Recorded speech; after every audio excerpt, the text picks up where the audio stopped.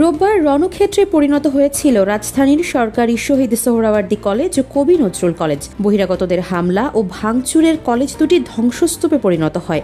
গাড়ি, classroom, office থেকে শুরু করে হামলা থেকে কোনো কিছুই বাদ যায়নি।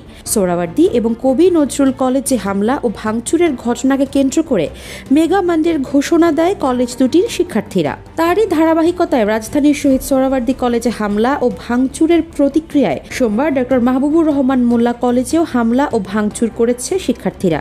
তাদের সঙ্গে পার্শ্ববর্তী কবি নজরুল কলেজের শিক্ষার্থীরাও যোগ দিয়েছে। এদিকে হামলা ভাঙচুরের ঘটনার নিন্দা জানিয়েছিল ঢাকা বিশ্ববিদ্যালয় অধিভুক্ত বাকি 5 কলেজের শিক্ষার্থীরাও। পরিস্থিতি যাতে আরও খারাপের দিকে না যায়, ঢাকা কলেজের ছাত্ররাও যাতে ওই সংঘর্ষে না জড়িয়ে পড়ে, তাই আগাম সতর্কতা হিসেবে সোমবার ঢাকা কলেজের সব ক্লাস বন্ধ ঘোষণা করেছে কলেজ প্রশাসন। সোমবার রাতে ঢাকা কলেজের অধ্যক্ষ অধ্যাপক AKM ইলিয়াসের সই করা এক বিজ্ঞপ্তিতে এ ঘোষণা দেওয়া হয়।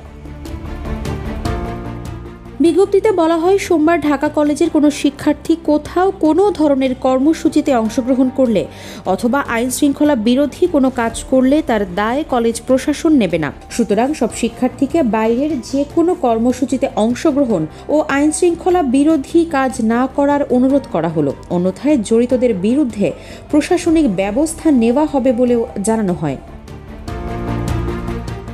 এর আগে হাতে লেখা এক বিজ্ঞপ্তিতে অধ্যক্ষ জানান, অনিবার্য কারণবশত 25 নভেম্বর ঢাকা কলেজের সব ক্লাস স্থগিত করা হলো।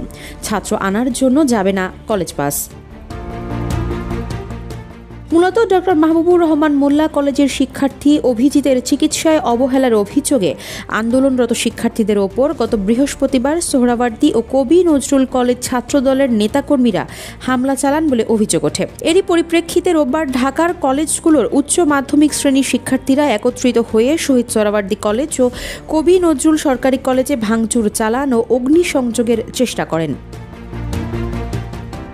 এদিকে রোববার রাতে কথা কাটাকাটির জেরে সংঘর্ষে জড়িয়েছিল রাজধানীর তেজগাঁও শিল্পাঞ্চলে বাংলাদেশ টেক্সটাইল বিশ্ববিদ্যালয় ও ঢাকা পলিটেকনিক ইনস্টিটিউটের শিক্ষার্থীরা। এ ঘটনায় অন্তত 28 জন আহত হয়েছেন। রাত 10টা থেকে প্রায় 1 ঘণ্টা দুই পক্ষে পাল্টাপাল্টি ধাওয়া চলে। এক পর্যায়ে পুলিশ ও সেনাবাহিনীর সদস্যরা এসে বিটাক মোড়ে অবস্থান নিয়ে উত্তর দিকে বুটেক্স এবং দক্ষিণ দিকে পলিটেকনিকের শিক্ষার্থীদের সরিয়ে দেন। আফসারা নাজ, নিউজ ডেস্ক, ইত্তেফাক।